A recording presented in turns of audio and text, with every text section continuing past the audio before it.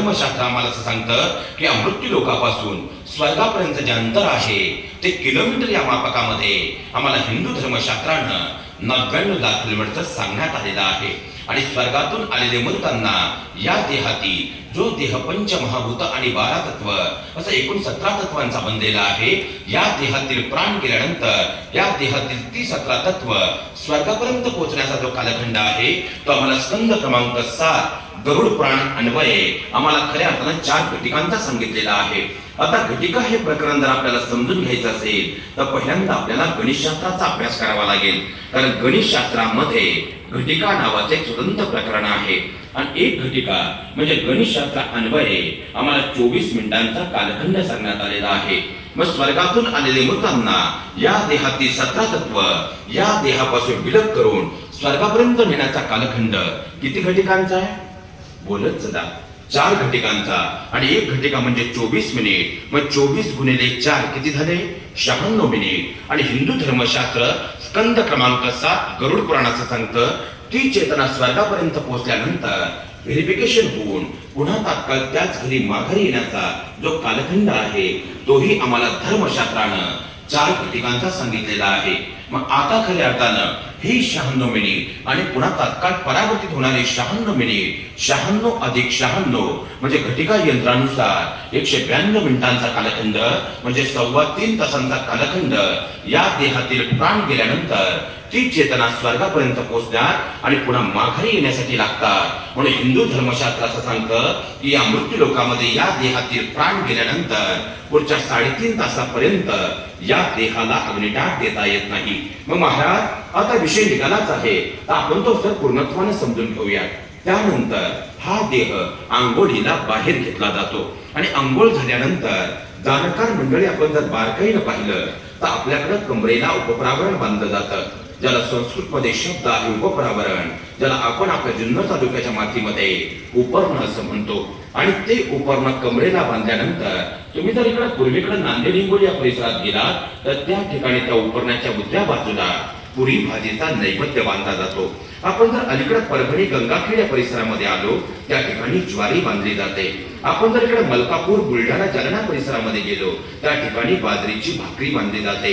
आपण जर इकडे जळगाव खानदेश पट्ट्यामध्ये गेलो त्या ठिकाणी 7 प्रकारचं कच्चं धान्य बांधलं जातं। आणि आपण विशेषत्वाने जर आपल्या जुन्नर तालुक्यामध्ये आलो तर आपल्याकडे भात म्हणजे तांदूळ बांधले जातात आणि ते तांदूळ त्या उपरण्याच्या उजव्या बाजूला बांधल्यानंतर आपण पहिल्यांदा एका ठिकाणी थांबतो, त्याला काय म्हणतात? विसावा।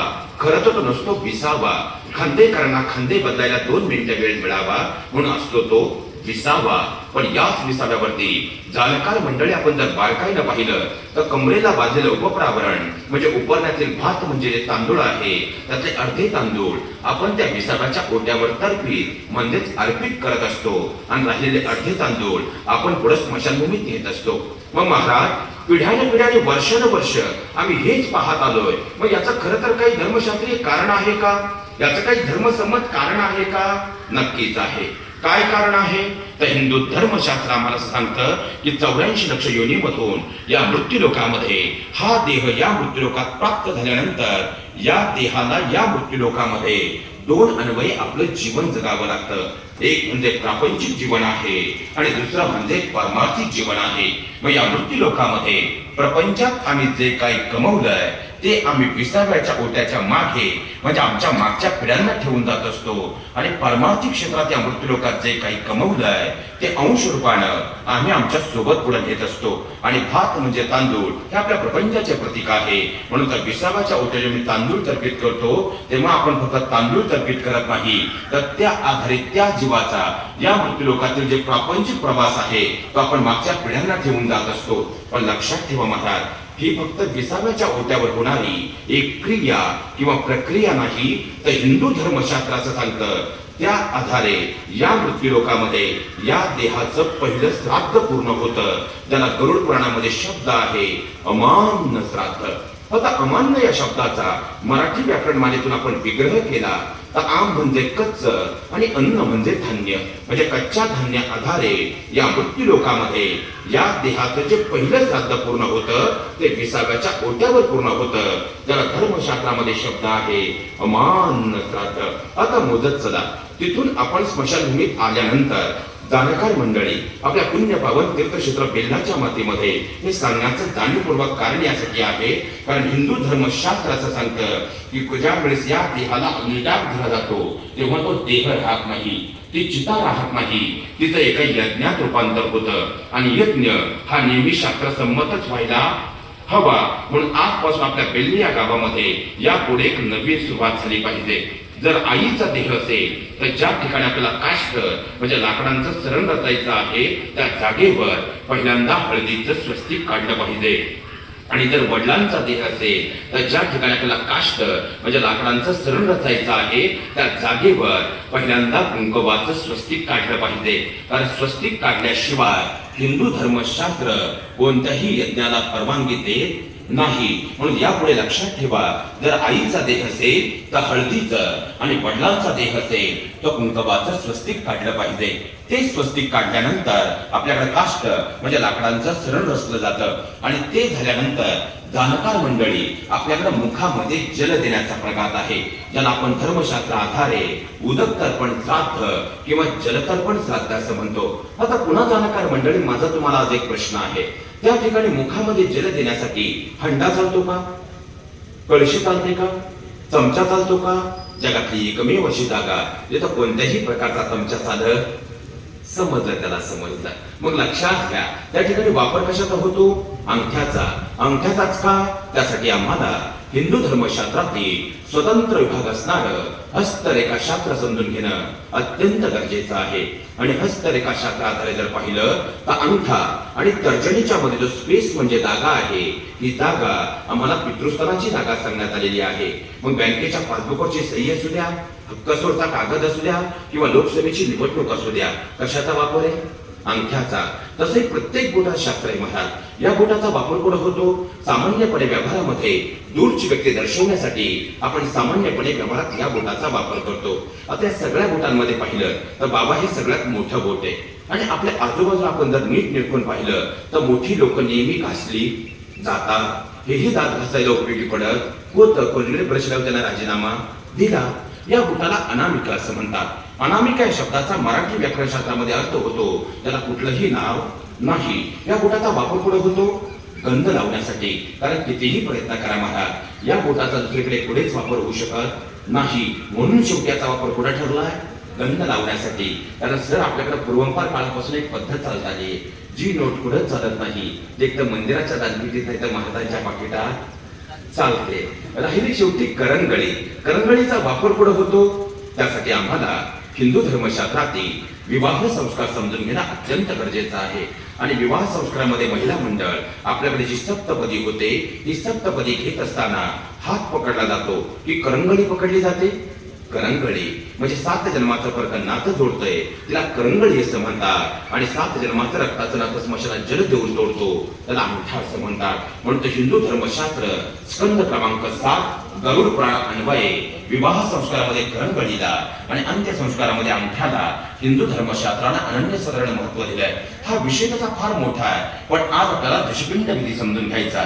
मग त्यानंतर ज्येष्ठ किंवा कनिष्ठ पुत्राच्या हातामध्ये 7 प्रकारच्या 1.5 फुटांच्या समिधा दिल्या जातात, ज्यामध्ये प्रामुख्यानं वड, आंबा, पिंपळ, रुई, बेल, अंजन, पिलावन म्हणजे चंदन आणि उंबर या 7 प्रकारच्या समिधा ज्येष्ठ किंवा कनिष्ठ पुत्राच्या दिल्या जातात. आणि 7 प्रदक्षिणा पूर्ण करून एक एक करून त्या समिधा त्या चितेवर अर्पण केल्या जातात. आपल्याकडे होतात का? हात जोडून खऱ्या अर्थानं आज या ठिकाणी नम्रतेची विनंती करतो. आणि जर आपली स्मशानभूमी कमिटी या ठिकाणी उपस्थित असेल तर आज आपल्या कमिटीला ही एक नम्रपणे विनंती आहे की आपल्या स्मशानभूमीमध्ये आपण वड, पिंपळ, रुई, बेल, अंजन, विलावण म्हणजे चंदन आणि उंबर या 7 वृक्षांची जर लागवड केली तर पुढच्या 1 वर्षामध्ये हे वृक्ष आपल्या स्मशानभूमीतच आपल्या हाताशी येतील आणि या समिधा तुम्हाला इतरत्र कुठेही शोधण्याची गरज आणि धावपळ होणार नाही, त्या आपल्याला त्या स्मशानभूमीमध्ये उपलब्ध होतील. आता जाणकारांच्या चेहऱ्यावर एकच भाव आहे की महाराज या समिधा त्या चितेमध्ये अर्पण करायच्या हे आम्हाला पटलं, पण ह्या का करायच्या? याला काही धर्मशास्त्रीय कारण आहे का? याला काही धर्मसम्मत कारण आहे का? याचं उत्तर आम्हाला गरुड पुराणात दिलंय. देहम दहती यज्ञम फलती, म्हणजे हा देह जळत असताना तो देह राहत नाही, ती चिता राहत नाही, तिचं काही यज्ञात परावर्तित खऱ्याचं रूपांतर होतं आणि यज्ञ हा समिधा अर्पण केल्याशिवाय पूर्णत्वाला जात नाही. म्हणून या समिधा त्या ठिकाणी अर्पणच कराव्या लागतात आणि त्याची लागवड जर स्मशानभूमीत झाली तर 1 वर्षात हे वृक्ष आपल्या हाताशी येतील. मग आता जाणकार मंडळी, माझा पुन्हा तुम्हाला एक प्रश्न आहे. आता खऱ्या अर्थानं तुमच्यापैकी सर्वांनी वास्तुशांतीचा यज्ञ पाहिलेला आहे, मूर्ती प्राण प्रतिष्ठा यज्ञ सोहळाही केलेला आहे. मग आजपर्यंत तुम्ही कोणत्याही यज्ञामध्ये कधी रॉकेट आणि टायरचा वापर होताना पाहिलाय का? आणि जर रॉकेट आणि टायरचा वापर वास्तुशांतीच्या किंवा मूर्ती प्राण प्रतिष्ठा यज्ञात केला तर तो यज्ञ पूर्णत्वाला जाईल का? मग स्मशानभूमीमध्ये या देहाचा यज्ञ होत असताना जर आम्ही तर रॉकेट आणि टायरचा वापर केला तर याही देहाचा यज्ञ पूर्ण होईल का? म्हणून खऱ्या अर्थानं या माऊलींना श्रद्धांजली जर कोणती व्हायची असेल तर आजपासून आपल्या गावामध्ये रॉकेट आणि टायरचा वापर स्मशानभूमीत पूर्णतः बंद झाला पाहिजे. तरीच काहींच्या चेहऱ्यावर एक भाव आहे, महाराज तुम्ही आज आलात म्हणून ठीक आहे, पण जर खऱ्या अर्थानं 4-5 दिवसापूर्वी अवकाळी पाऊसही झाला, अशा वेळी सरपण ओला असेल तर? यालाही उत्तर हिंदू धर्मशास्त्राने दिलंय.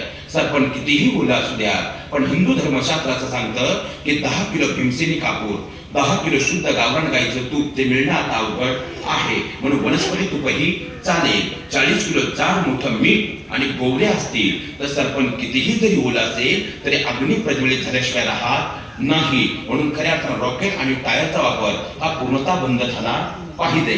तिथून आपण घरी आल्यानंतर आपल्याकडे सारवून दिवा लावला जातो आणि त्यासाठी आपल्या जुन्नर तालुक्यामध्ये व्यावहारिक दृष्टीने एक शब्द प्रचलित आहे, कडूघास काढणे.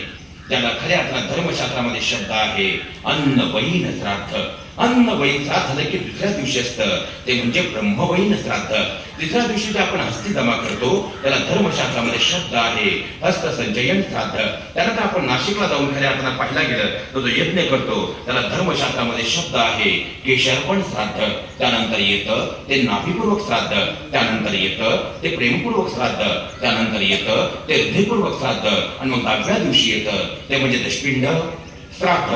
म्हणजे दिवस जरी 10 असेल तर हे 10 आधीचे 2 किती झाले 12.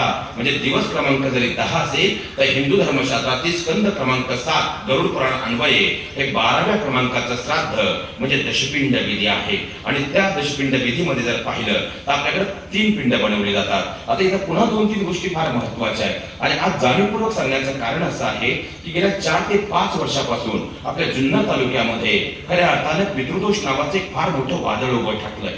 आणि सर्वसामान्य शेतकरी कुटुंब जर पाहिलं तर शेतकरी कुटुंबामध्ये आता पितृदोष निवारण्यासाठी जर म्हटलं 1 लाख साधारणपणे लाखभर रुपये खर्च येतो आणि शेतकरी कुटुंबामध्ये 1 लाख ही फार मोठी किंमत आहे. कारण शेतकऱ्याच्या जीवनामध्ये कधी खऱ्या अर्थानं 5 रुपये खिशात नसतात तर कधी कधी उसाचे 5-5 लाख रुपये असतात. पण 1 लाख एका कुटुंबातून जाणं म्हणजे ते कुटुंब 1 वर्षानं मागे येण्यासारखं आहे. म्हणून धर्मशास्त्र खऱ्या अर्थानं शास्त्र आधारे समजून घेणं आता यापुढे काळाची गरज आहे. मग दशपिंड विधी जर आपण पाहिला तर दशपिंड विधीच्या दिवशी सामान्यपणे 3 पिंड बनवली जातात. त्यातला सगळ्यात मुख्य जर पिंड कोणतं असेल ते मध्यपिंड, ज्याला आपण लिंगपिंड असं म्हणतो. आणि ते लिंगपिंड खऱ्या अर्थानं मूळ आपण पुढे प्रवाहित करत असतो. आता तुमच्या या परिसरामध्ये जो खऱ्या अर्थानं जीव खडा आहे, मी प्रस्तावनेत सुरुवातीला एक वाक्य सांगितलं होतं 3.5 तासामध्ये या खऱ्या अर्थानं या देहातील 17 तत्व स्वर्गापर्यंत पोहोचतात आणि पुन्हा माघारी येतात. त्यानंतर या देहाचा प्रवास सुरू होतो. म्हणून हिंदू धर्मशास्त्रात प्राण गेल्यानंतर 3.5 तासापर्यंत या देहाला निदान देता येत नाही. आता आपल्याकडे स्वर्गरथ आहे की अंत्ययात्रा निघते?